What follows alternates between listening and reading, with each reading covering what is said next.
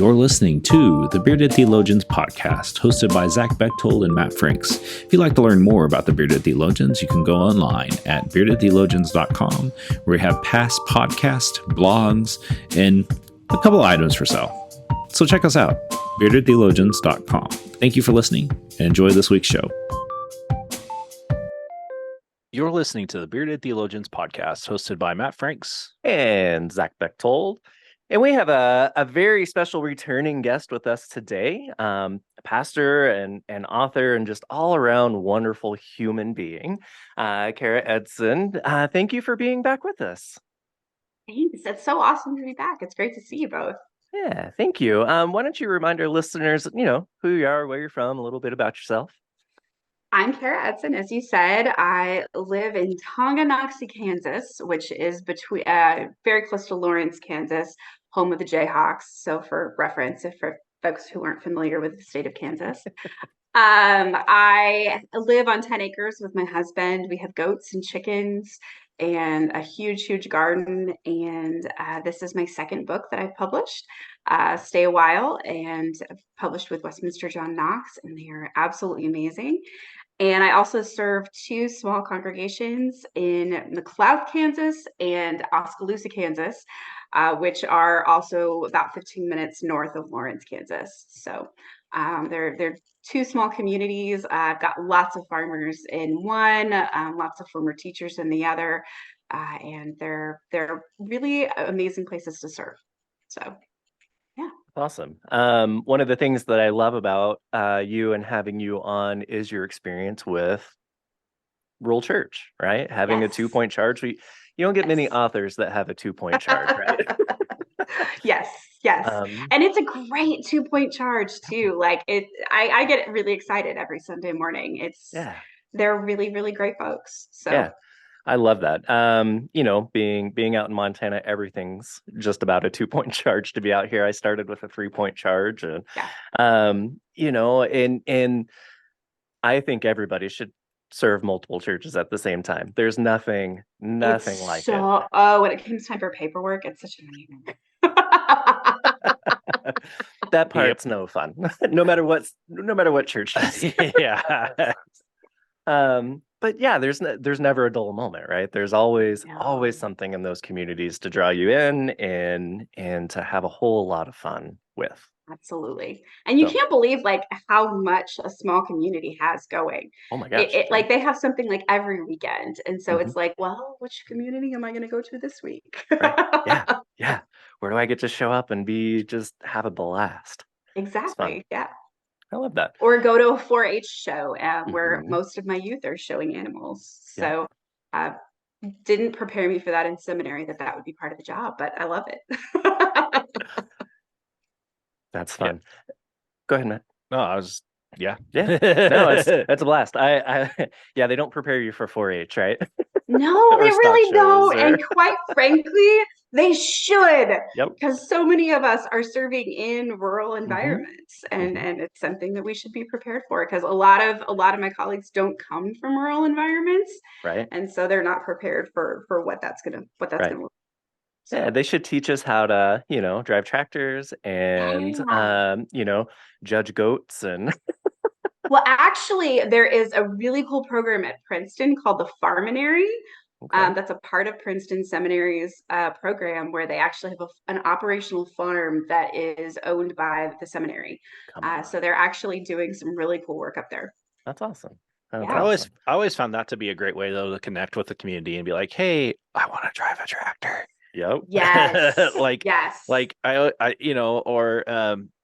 Teach me. Like I learned volleyball in the very first church I served in. Was a small community, and I was like, I had to learn the rules of volleyball because that was a big sport for them and their girls team, and so like it's what I did. And so those non-prepared, you don't pay $1,000 to go sit through. I'd much rather have the on ground than the pay from an academic who's been so lost from reality.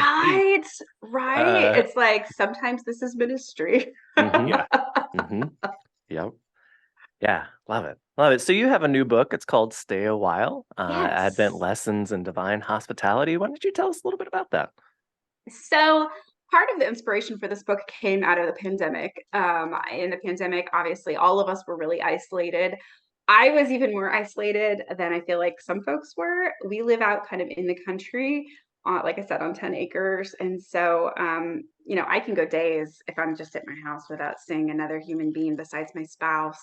Mhm. And I have really severe asthma. So in a time before the vaccines were available, my husband, in addition to, his 60-hour-a-week law practice, also was coaching the high school boys soccer team.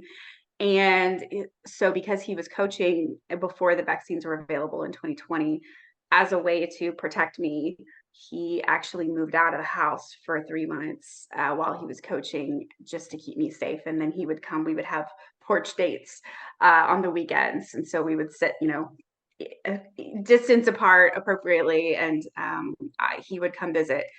But so I was basically living here by myself, completely by myself, with the goats and the chickens, and it was that was it. I didn't get to see another human being for that time.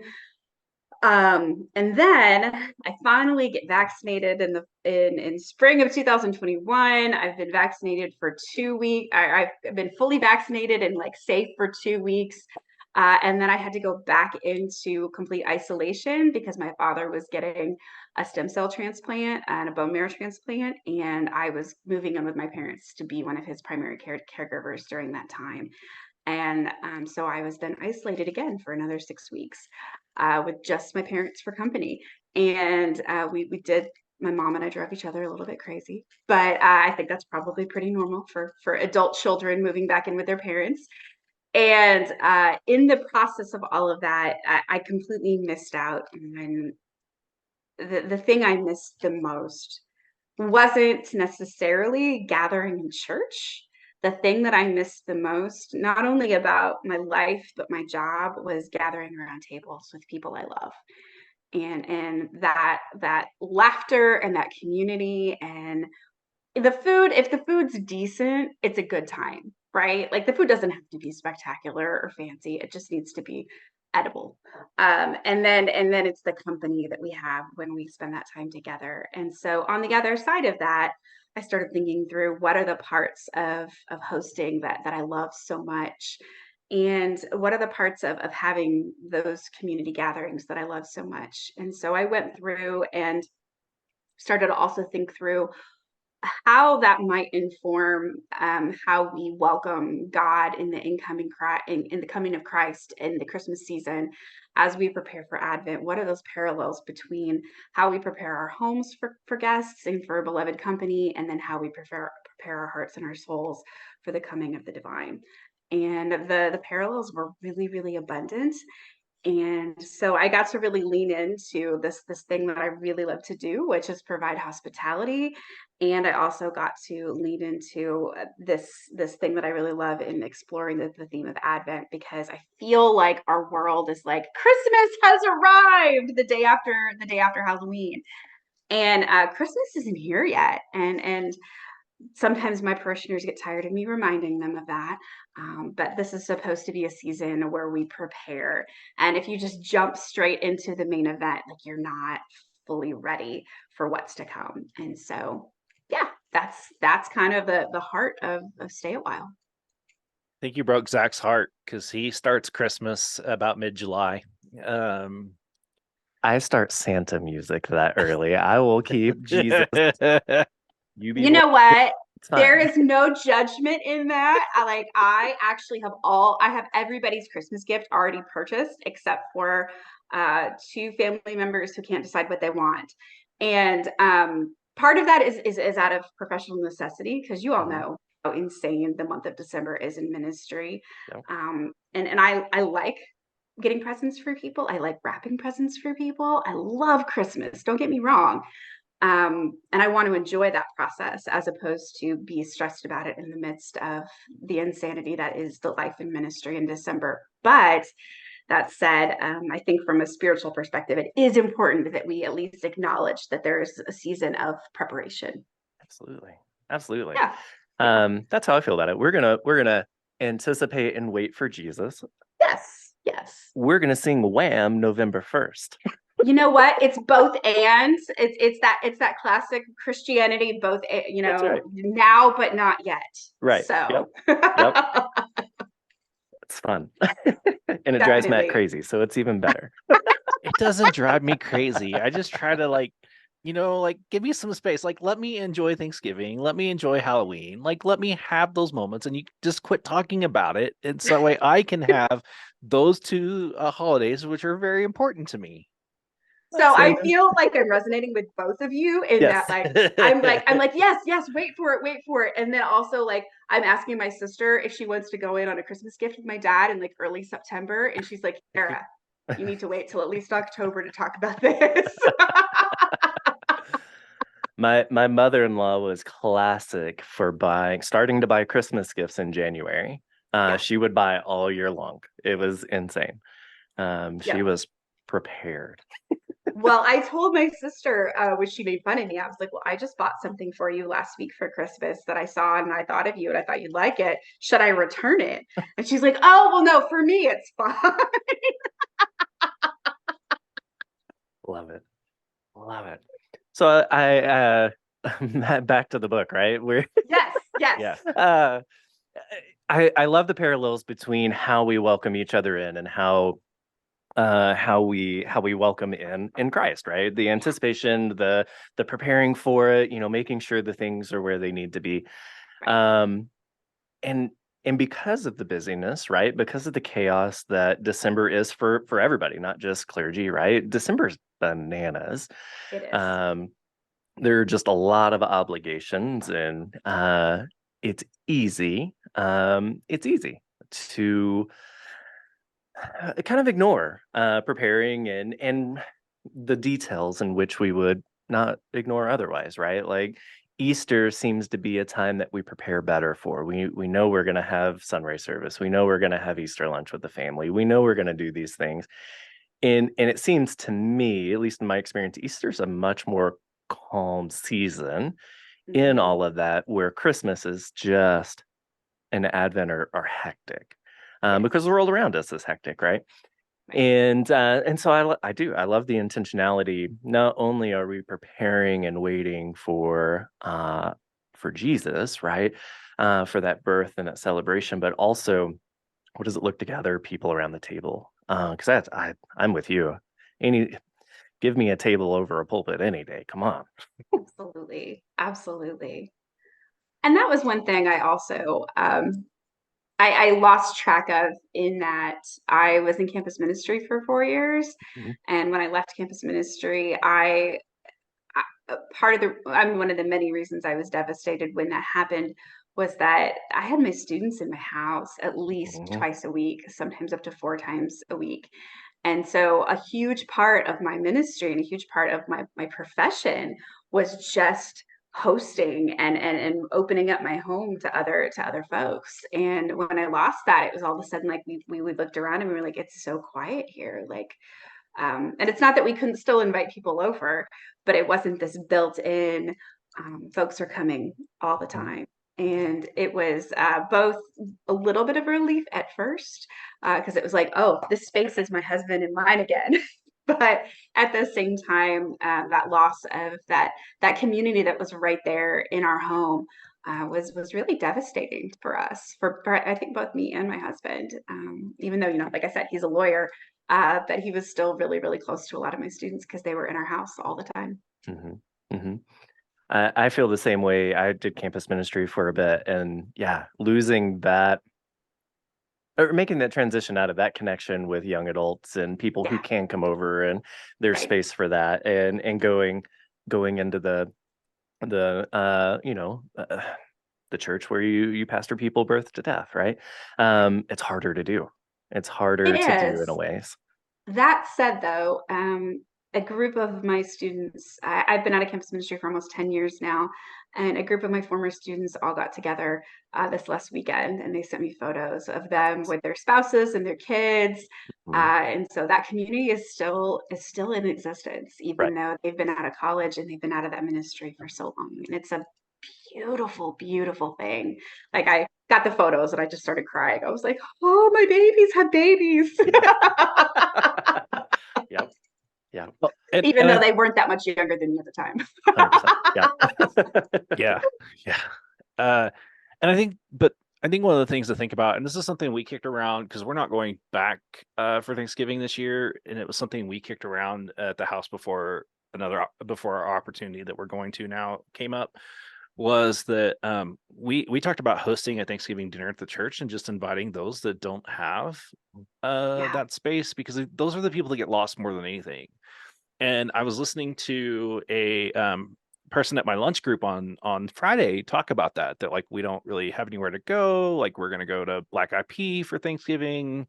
And I was just like, there's a whole community that's missed, that if we could just, I mean, if we as clergy have nothing to do and we want to have that space, what a great way to and a lot of us have those opportunity, like those spaces where we could actually do a good sized Thanksgiving dinner.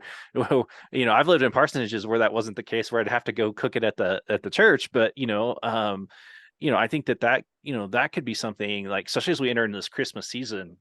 And that's where our Blue Christmas idea, the Blue Christmas comes into play. But there are people who aren't necessarily struggling, but just lonely, and help bring them along through whatever it is you're doing, whether it's a meal or Christmas caroling or all those things, like, and say, hey, like, come be my date with this, like, come be my +1 or my +6, Yeah. or like whatever. Yeah.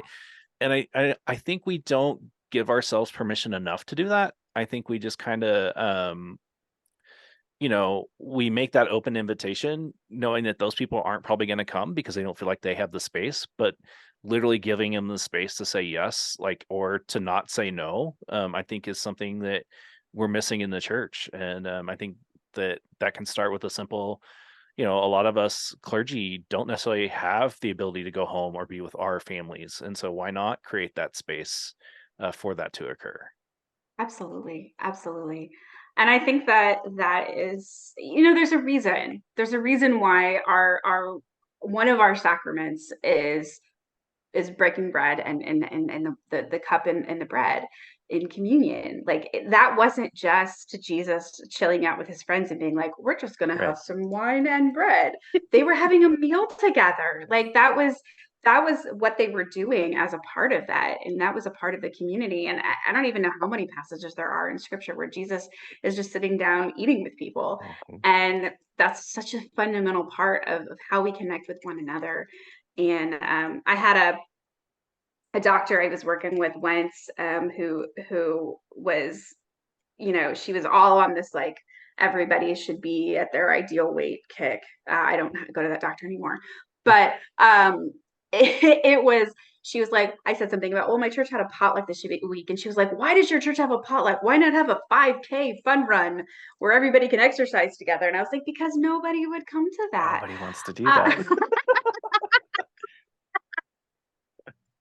And I appreciated part of what she was saying, which was that, like, every day can't be a holiday and we shouldn't eat every day like it's a holiday. But at the same time, there is something sacred and there's something holy in breaking bread together. And I think that we, in some ways, do that really well. Like, my churches do potlucks like nobody's business. And even in the churches I served where there were no resources, they could still kick out one heck of a potluck. I see Matt's face, right? Like, the churches you served were like, they had nothing and the building was falling apart. And yet when you had a potluck, like, you went home full. And with a lot of, like, stuff to feed you for a whole month, because they would give you all the leftovers. And Yes. that's something I know I miss a little bit of, is it's not something I experience so much now. And I miss that. Like, I was at a funeral a while back, and I was like, where's the funeral dinner? And they're like, we're not doing one. And I was like, no, that's almost one of the reasons why I came, is because I wanted a good funeral dinner. There's no funeral? Yeah. Did you really have a funeral if there weren't funeral potatoes? I mean, come on. Right. Yeah, we did our first potluck. I've been here a year and a half. So it's this church's first potluck that they've done in at least 4 years, if not more. It's the first one I've done in probably 5. because of COVID and all of the things. And Yeah. I told my hospitality team, I was like, I don't know how to do a potluck anymore. I don't know who's going to show up. I don't know what we may have a crock pot of ham and some potato chips. We're going to have a blast though. And people showed up. It was so much fun. And you're right. There was nobody went home. If you went home hungry, it was your own fault. Exactly. But just watching, because I got down there late because, you know, they went right after church and I had to shake hands and kiss babies and do all of the things, right? And so by the time I got down there, everybody was already seated. They were eating and just fellowshipping and just holding that sacred space around those tables that they hadn't sat around in a very long time. It was heartwarming. It was really cool. And I had a young lady who just lost her grandfather over the weekend or last week, and she texted me afterwards. She was like, "Classic old lady potluck is exactly what I needed." She's like, "I just Oh, I needed that love space." it. Yeah, it was awesome. It- It was awesome. Well, and I think that because Christmas has become such a consumerist season in our culture, the very foundation of consumerism is um, what is wrong with my brain? The system where the economy is based on oh my gosh, my brain's completely. Capitalism, is that what you're looking for? So Yes. that's Okay. the word I'm looking for. You know what? Some days it just doesn't Yep. happen. Like you're like, don't you make your life with words? Like you make a living with words and you just can't come up with them. Sometimes they're hard. You know, sometimes words are hard. My husband and I give each other a really hard time when we have trouble because we're like, oh, it's a good thing we make our living with words. That's right. Basically, like this consumerist idea is totally based on capitalism, and the fundamental idea of capitalism is this idea of supply and demand. And so there's this totally abundant myth of scarcity in our culture. Mhm. And I talk about that some in the book too, that is part of what we're talking about in this idea of hospitality and this idea that there is enough, this idea that there is an abundance in the realm of Christ and in the gospel. And there's this amazing have you guys heard of Flamey Grant? Oh yeah.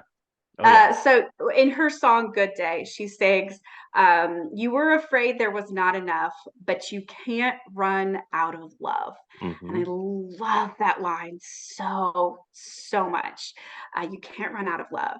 And so I think that you know, even I talk about in the book also about like potlucks when I was in seminary. And you know, we didn't have anything. Like we were not always sure where the groceries were going to come from, and yet when we got together and we had good food, like there was always enough.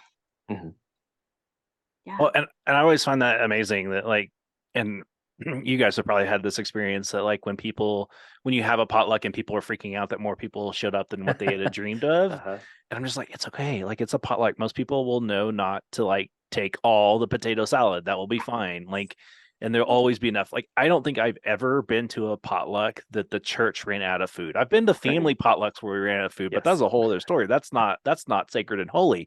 Like Right. the moment that it enters a church kitchen, it multiplies regardless. It's in the Bible. I mean, Jesus took 5 loaves, 2 fish, and fed 5,000 people.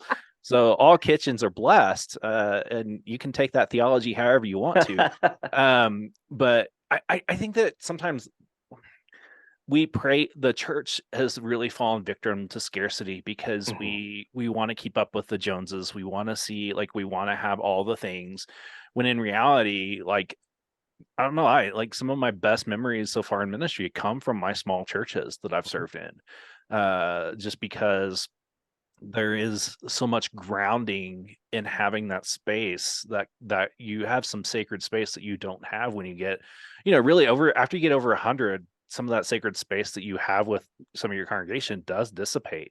And so it's one of those things that the more we work towards providing that space, especially as your church gets larger, or even as you decrease, like looking at how can we provide space to be more hospitable.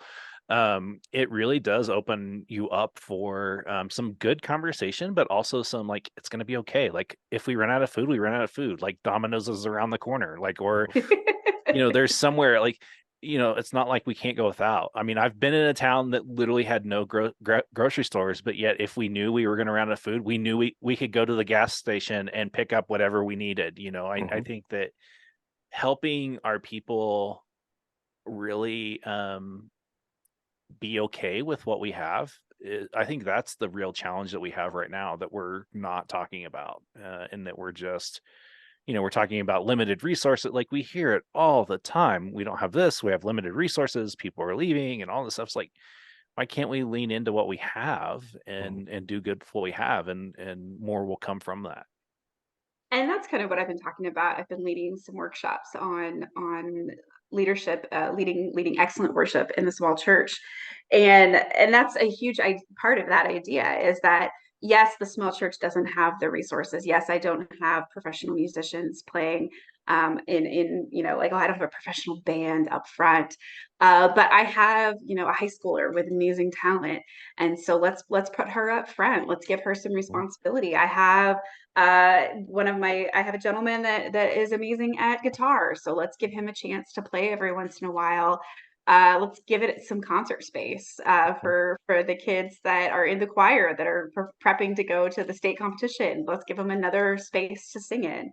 And part of what's beautiful about that is that in that community of a small church, the expectation is not necessarily perfection. The expectation is participation. Yeah. Because if one of the kids plays and doesn't play very well on the piano, it's okay because he's ours. And we all love him and we've watched him grow up. And so there's this beauty in that, and there's this freedom in that we don't necessarily always embrace. We just look around and go, oh my gosh, there's a beehive living in the walls and there's honey coming down and I don't know how we're going to pay to get it removed. Like, you're preaching and watching honey roll down the walls. There's a sermon in there somewhere about milk and honey, but I haven't figured it out yet. So so yeah, it's thinking through, what do we have in abundance as opposed to what are we lacking. Absolutely. And that's I think that's the gift that our rural churches give us, right? They teach us, they know what it's like to have gone without, whether they graduated their last kid out of the church 10-20 years ago, right? Or space or musicians or whatever it is. They show the resilience and the vitality to say, oh, here's what we got, right? And we're just going to run with it and do beautiful things and meet people where they're at. Where churches and other spaces are having, or especially during COVID, we're having conversations of how do we save the little church because they don't have they're doing it way better than you are. Get a grip, right? Like, because now you're dealing with having to pull back and you're having limited resources and not seeing people and doing the things where our rural churches have been doing it for years and killing it, right? And are huge, vital pieces of their community and aren't worried about something like a pandemic, fully, right? Like, they just picked up, and many of them just picked up and ran, right? Right. and have come out of the pandemic better, right? And have hit the ground running and are doing potlucks well before the larger churches and gathering around the table well. I'm a big fan. I'm a big fan. And I say that knowing that I serve a larger church now, but have such an affinity for the rural churches and folks doing that sacred work, because I think as a whole, a lot of them see it as, let's just gather around the table. If we can't do anything else, let's just sit around the table. My church in Oskaloosa taught me this really, really important lesson after my first book came out, after A Time to Grow came out. I had just started there. It was kind of an unusual Methodist appointment. I started in January. Long story, that doesn't really matter. But so I had just been there a few months and I was like, my book came out and I was like, oh my gosh, I have a book. Like, I want to use this for Lent with these folks. And so I was really proud of the children's time moments that I had written in the book. And even though I didn't have a single child at either church, I was like, we're all children of God. We're going to use it anyway. So we had our children's time for the first, I don't know, maybe 2 or 3 weeks with no kids in the church. And so I was like, all right, we're going to go back in the Wayback Machine, however far back that is for you, to childhood. and because we're all children of God, we're gonna enter that space together. And this one week in Oskaloosa, I had a couple people brought their grandkids, and so we had children. So I called them up for children's time, and we did children's time together. There was a question during children's time, and the kids went back, and then I went on with worship. And my folks at that church surprised me because they greeted me at the door with the answer to the question from children's time. They had been saving that answer. So like for like 3 hymns, for my sermon, for the doxology, like they've been sitting there with the answer to the question all the way through the rest of, I don't even know if they were paying attention, because they wanted to tell me their answer at the door. And all of a sudden I just went, oh, they love this part. And so I start every sermon now with a question. And if I don't, they're like, where's our question, Kara? I actually had somebody interrupt me one week and they were like, Kara, and I was like, oh, no, I'm getting there. It's coming. It's coming. It's coming. I just had a little bit of preface this week before we get to the question. And so in Stay Awhile, there are community questions actually that are actually a part, because there's liturgy available for the entire series, as well as the small group piece, as well as the individual devotional piece. There's also liturgy available and liturgy resources. And so there's a question, like kind of a discussion question or a community question, I called it, at the beginning of those liturgies resources for each week. And so it's a question that if you're in a smaller location, you can actually ask the question and have responses. If you're in a larger location, you can ask the question and have folks talk to people close to them. And then also I'm going to use it this year too, to post on Facebook, on our Facebook page in advance, because we do have a few folks that are still worshiping with us online, even in our smaller places, and give them a chance to respond so that I can share their responses before I get there. And also that would be a great resource for larger places too, to share on Instagram or Facebook or whatever and say, hey, this is the question for worship this week. Be thinking about this coming into worship. So Yeah. yeah. I love that. I love the fullness. That's one of the things I love about the method of the Methodist Church, right? Is there's intention behind Yes. everything, especially in worship, that, Yeah. there's nothing disconnected. Each piece is connected. Right. And, it leans into those questions and those moments and experiences we have throughout the whole service, right? And that it's not just it's for everybody, right? It's for the kiddos. It's for the kiddos at heart. And it's such a intentional way of doing worship that leans into something bigger than just, I got to write a sermon every 7 days, or we got to come up with 3 songs and something creative for the next week, right? It's just that simplicity of, here's the question, we're going to work through it now. Here, take what you will and try to answer that question. And I've learned the hard way too.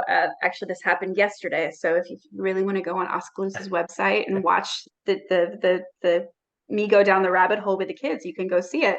It's online. But sometimes you ask the kids a question and they go a whole different direction, and you're like, okay, we're gonna somehow make this work. I think on my feet.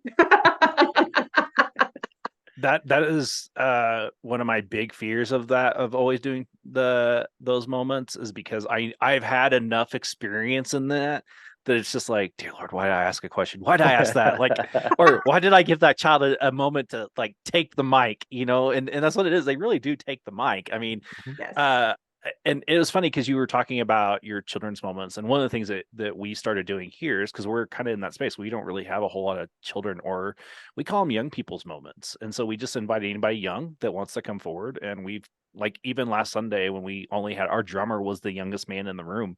He stood up and I turned to him and he and I just talked as though I was doing it. It was kind of funny.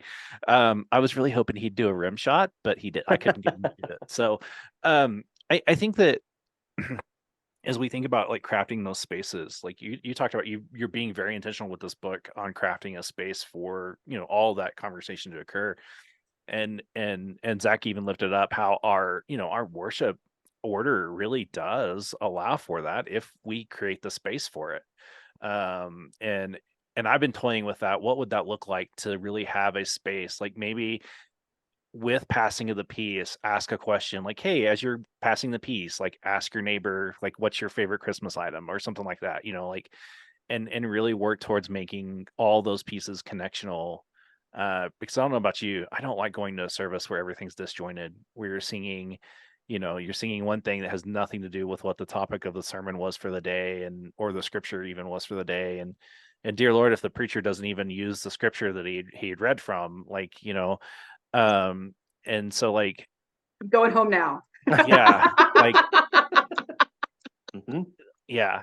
I was in a worship space a while back, and that was happening, and I just was like, I can't pull out my phone and start playing because I need to be in a worship space. Like, I literally almost had to do the, like, come on, that come down, come down.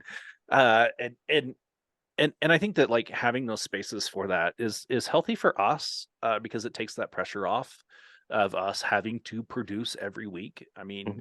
even if you're not preaching, you still have to produce in some way, shape, or form. Especially when you're in a smaller church. Like, I don't miss those days of having to do all that work before Sunday morning. But being able to know that I'm going to be gone and say, all right, so here's this, this, and this, and good luck. But I think that the more we're intentional about giving those spaces for people, we're also helping them be more comfortable with being in leadership, whether it's, leading the SPRC or whatever. But, like, we don't do a good enough job of training our people how to worship, and having Yeah. those elements, I think, are key. I think having those traditional elements help our people learn how to worship. I'm not gonna Yeah. lie. So I actually also included something in this book that I adapted from. It's an adaptation from my friend Amanda Bennett Baker. So I do need to name her in that. But so I adapted her practice of whispered prayers to repeat after me prayers. And so at the end of each children's time in the book, I have a repeat after me prayer that's ready to go. And part of that is because after every children's time in my churches, I do a repeat after me prayer. So, at camp, when you have those songs where you're like, this is a repeat after me song, and everyone says, this is a repeat after me song. At the end of every children's time, we have a this is a repeat after me prayer. And so I started off, this is a repeat after me prayer. And all the kids are already attuned to know that they immediately respond. And my book, my congregations participate in that as well. And something someone pointed out to me recently was that for adults, a lot of our adults don't know how to pray. And they were like, I am loving this as an adult because it's teaching me, because I'm saying the words, like I'm actually participating in the prayer. I'm not just listening to you with half an ear, and in the other ear I'm like, oh, what am I doing for lunch today? Like I'm have to listen to repeat it back, and it's this beautiful. It's that call and response that I think, unfortunately, we've lost a lot of in. Well, that's not fair. Our black churches and our black siblings still have that call and response alive and well, but in a lot of our predominantly white congregations, that call and response is something that we don't do as much anymore. And so it's really adorable too, because when I pray, a lot of times I'll hold my hands out like this. And I didn't realize this because I had my eyes closed, but two of my little girls at one of my churches also now during the repeat after me prayer hold their hands up like this because they think that's what you do when you pray. Yeah. And I love it. I love it. I love when our congregations point out those little things that we do, that, we just do it and we don't think about it. Like, I've had people say, it's not your sermon until you say, will you pray with me? And so, because there are some Sundays where I don't feel that, and I just get up and I just start, I Yeah. dig in quick. Yeah. And I had that comment the other day, like, you know, just some of those Sundays when you don't say, will you pray with me? I don't feel like you're starting your sermon off right. And so it's Mhm. just like, well, that's it's something to consider. And I really do believe, like, my struggle with more modern style worship of 3 songs, offering and sermon and a cloud of dust, I feel like we lose that connection of community that liturgy provides, that can't be replicated in any other way than doing communal prayers. Or, this last Sunday, I really hope my congregation understood what I was doing here. Everything liturgical was written by an Indigenous person. Everything, Love from that. beginning to end. Um, and so, as I'm standing there talking about my connection and how I connect into that, like what it means to me, I'm really hoping that someone who, those people that take home the bulletin and like grade it, like really go back and look at those prayers and understand that we had a vast array of people from across the country that are indigenous. And, just I hope that they caught that little wrinkle that I threw in there without ever having to say it. And it was funny because as I'm wearing my ribbon shirt and my moccasins, everybody's like, why are you dressed like that today? Like, what's going on? What's going on? And I was like, well, let me talk about that in my sermon. Like I literally had to tell people, like, can you just wait? I will talk about it. I'm just not going to show up dressed like this and not talk about it. So, But you should. I thought about one Sunday wearing a Raiders jersey just to see what kind of rows I get out of people and talking about God's love. Like as heavily Bronco fans as my congregation is, like literally.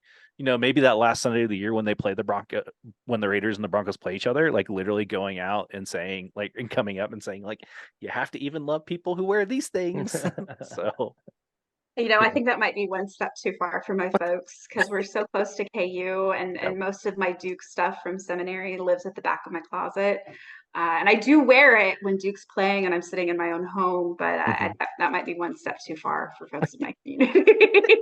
So I had a funeral earlier this year with a man who was a usher for the Rockies for like 25 years.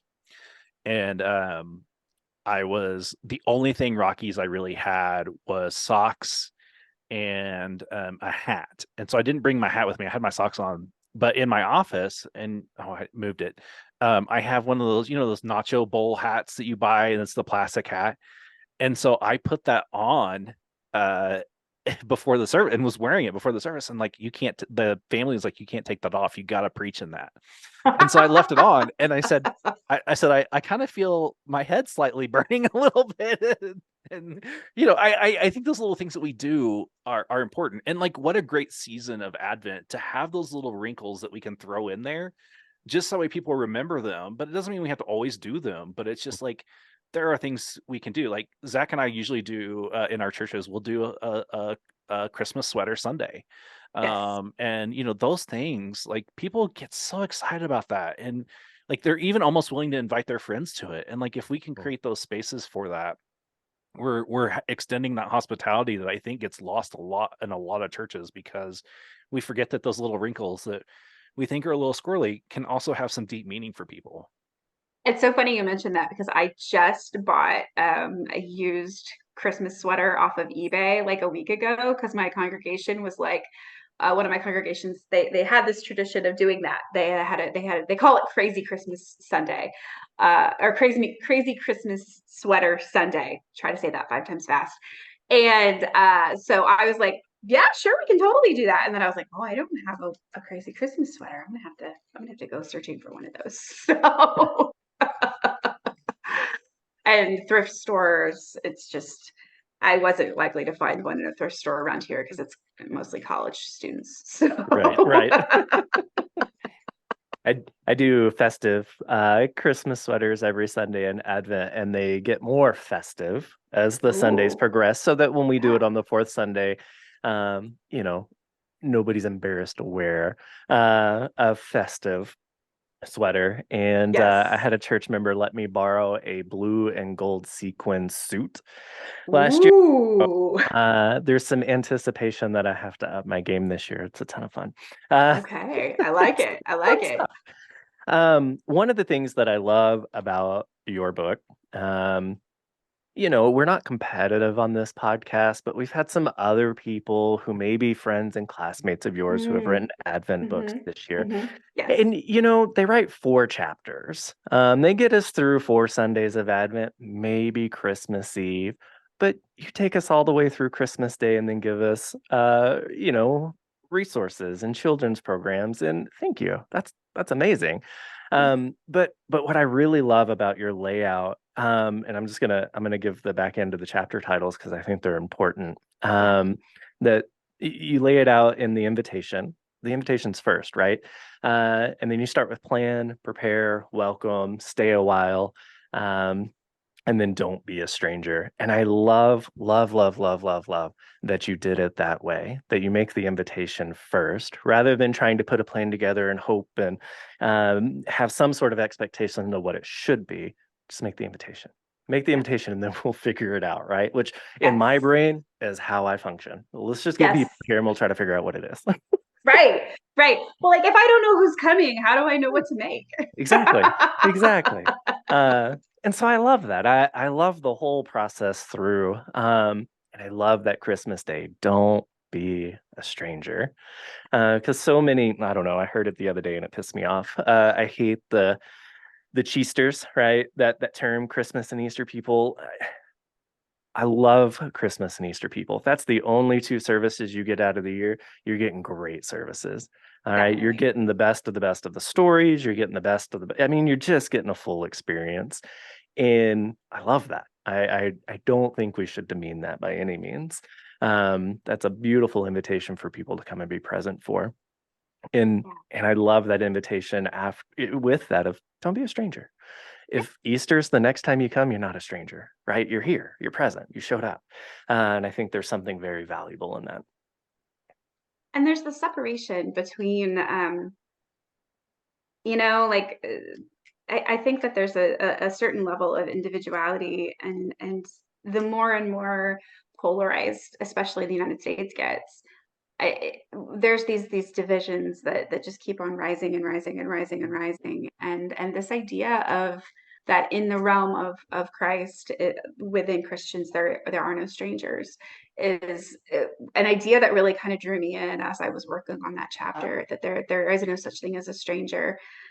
And I Alexa's always wanted to be a part of the podcast. Hi, Alexa. So one of the things that that's the story of that's the post-Christmas or beyond chapter. And the text is the Holy Family fleeing into Egypt. And so that chapter has a little bit of potential for some of us. I know probably when I use it, it's going to be a little bit controversial. Because we do talk about the fact that the Holy Family were refugees. And this is a very, very upsetting topic for some folks. So upsetting that I preached on it one Sunday a few years ago, and I had somebody that got up and walked out in the middle of the sermon, and later told people it was because I said that her Lord and Savior was a refugee, and she wasn't okay with that. I'm assuming for the most part, when super conservative folks are reading scripture, that they're taking it quite literally. So I'm not entirely sure what part of my reading was offensive to this particular individual. Like, I don't know how else you read that text if you were reading that text literally, which I know that this individual was. But maybe it was just the fact that I had the audacity to preach on it. But I can't be apologetic for what's in the Bible. So don't know what to do with that. Right. And that's right. But that's the thing about the Christmas story, about the Advent story, and leading into that is it's not all peppermints and rainbows, right? No. It is a hard story. No. And I think we're okay with Lent and Easter and that season being really hard, because we're leaning into, the fullness of life, death, and resurrection, and having to deal with that. I don't think we give Advent the same, I'm going to say grace, but I don't know that that's right. Because it's incredibly hard. It's not it's not a Hallmark movie. There is joy and celebration within it, but it is a very, very, very hard and painful and at times uncomfortable story. And we talked before we hit record about, Noah and some other stories that we don't give equal credit to, right? We stop where it gets uncomfortable. And I think we do that with Advent and Christmas. We stop when it gets uncomfortable, and we move on to Epiphany or anything else. And I think I tell the story in the book. I'm not 100% sure. I think I do. That I was preaching a Christmas Eve sermon one time, and it was when I was still working with college students, and we had a very, very conversational style. My preaching was very conversational style at this point in time. So this was not like a rude interruption in the middle of the sermon. I want to preface that. But I was talking about the gruesomeness of that first Christmas and how it's described, and I talked about what straw lice are, and I talked about the fact that you're putting baby in this, and and I talked about all of the bacteria and all of the viruses that are probably circulating in a barn if you're putting a baby in a hay full of manger. It was hay mites. Sorry, not straw mites. Hay and straw are very different. That's important. Straw mites, the hay mites that live in there, and just the general uncleanliness. I also, because I was working with college students, went into a fairly graphic description of childbirth, which I'm not going to do here. But so I talked about all of just the bodily fluids and the excrement that come into this story, and how gross this is. And one of my college students looks at me in the middle of my sermon and goes, "I want my first world Jesus back."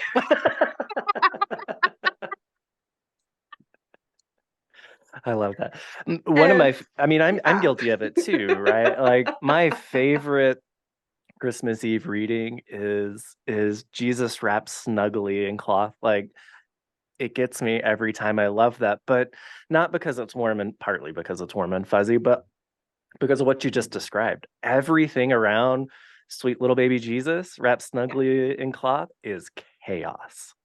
It's disgusting, and it just, we wrap our little babies snugly so they're protected, right? And so that there's just so much there that gets me, and it reads well, but it also, to me, just opens up that world of reality that it is nuts. What is going on around Jesus at that current time is crazy. I mean, I'm positive that this made it in the book. This idea that, if I was going to invite a deity to come into the world, I would not choose an unmarried teenage girl who is under, who isn't even a citizen in the land in which she is living, who's under the thumb of the oppression of another government, who has, now she's giving birth out away from her family because they've traveled. And so she has no mother, she has no grandmother, she has not like the midwife from her community to help her through this. You have Joseph, who, because he's a carpenter, I'm assuming he hasn't birthed a lot of like animals. So he has no clue what's going on, because men weren't like hanging around the birthing bed in those days. And so like that's who you've got as your birthing assistant, is this clueless dude that has no idea what to do. And I mean, yeah, there's a lot there that is not the ideal situation for the divine to come into the world, when God could have chosen to come into the world in a golden palace, and then had golden diapers. And little reference from old movie there. But that this is not the ideal situation, and yet this is the situation in which God chooses to enter the world, and because God wants to be with us, not with us in this like sanitized version of us, not this cleaned up version where we show up and we appear like we've got it all together. God just wants to be with us, and I think that is a really, really beautiful idea. Yeah, I love that so much. I could have this conversation, and I know Matt could, for days. For days. Anything else you want to wrap up in your book and share with us? It was just such a joy to write. It's been a really huge joy to share with the world. I've been having a really amazing time getting to talk about it. When it first arrives in that box, I'm still a new enough author that I have like a little squeal and cry a little bit, and it's almost like a baby coming into the world, because you're like, I've been working on this for a year. But it's been such a joy, and I am so passionate about this season. I'm so passionate about entering into this season, and I'm really, really grateful, also to the folks at Westminster John Knox for giving me this opportunity, and I'm thankful to both of you for letting me be on the podcast today. It's always so great to talk to you both. Yeah, I think last year you owned the most listened to episode, actually, last year. Really? Yeah, I'm pretty sure, if I remember correctly. I'll have to go back and look. I'm pretty sure you were the highest for a very, very long time, if anything. Okay, well, I want to advertise There we for go. you. Look at that mug. This is legit. I'm not just saying this because I'm on their podcast. This really is my favorite mug. So I highly, highly recommend buying a Bearded Theologian mug. Yeah. It's mostly because they fit a whole pot of coffee. They do. They're so huge. Like I can They're eat the best. soup out of here. Like it's totally my favorite mug. I love it. We love that. Well, I know that between, your episode and the other 2 episodes we did with, friends and classmates of yours that also wrote Advent books, whoever gets the most listens throughout the years, the Advent study I'm doing next year. And so, like I said, we're not competitive on the podcast, but we're a little competitive on the podcast. Okay. Well, I will start putting this out there as soon as I see the link. That's right. We're here to raise the stakes for everyone. So Kara, we definitely thank you for coming on, and the invitation comes out like any other time that you want to come on. You don't even have to have a book to come on. We'd love to talk to you. Thanks.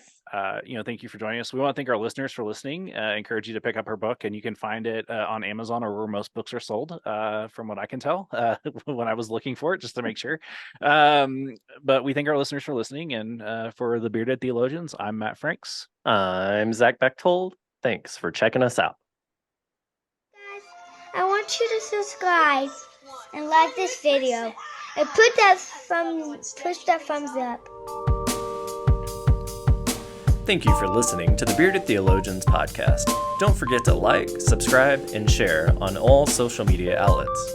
You can check out old episodes and more information at beardedtheologians.com. Thanks for checking us out.